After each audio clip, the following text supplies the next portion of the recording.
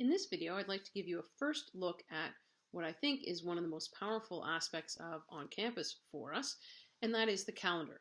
As I call it, a unified calendar, which means it unifies all the bits and pieces of information that are going on in the school.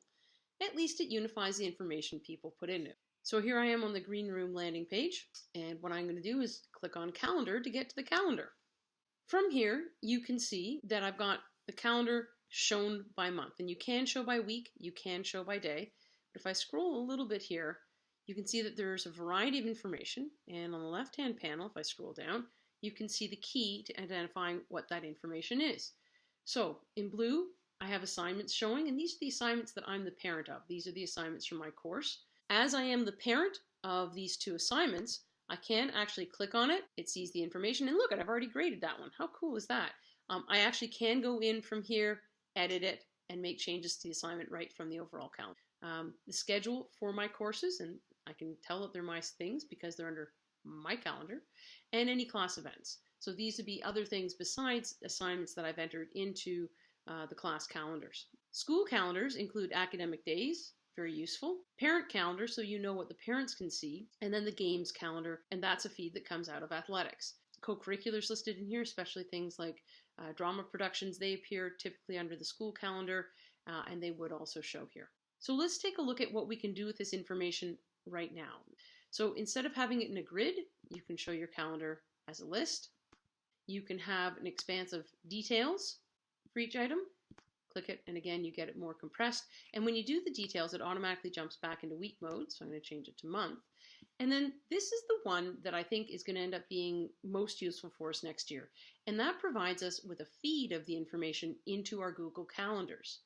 Having said that, there are two different types of feeds that you can have. So a live feed pulls the information live out of the calendar and places it on top of your Google Calendar. Not into the Google Calendar, but on top of it. So you see it as an additional layer. The great thing about this is that as those calendars get updated, say the games change, say we have a speaker in and the timetable changes, those things get reflected live in what you see in your Google Calendar because it sits on top of the Google Calendar.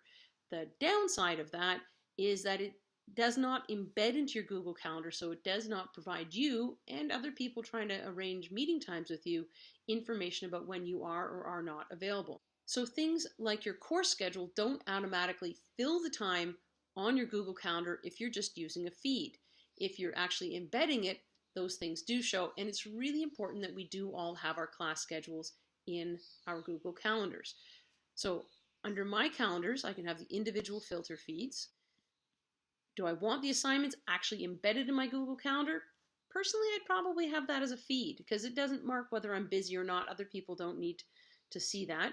The schedule, however, yeah, I'm going to want that embedded into my Google Calendar. Class events, I would also want those embedded in my Google Calendar to make sure I know, if it's a field trip or something.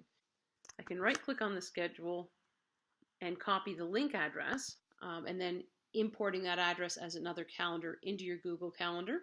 And then there is a slightly more complicated way, really not that much more complicated, way of embedding your schedule and anything else into your Google Calendar. And again, I would highly recommend that you do an embedding of your schedule into the Google Calendar and then maybe a feed of things like the school calendar and your assignments. So I'm going to cancel out of that just so we have one more look.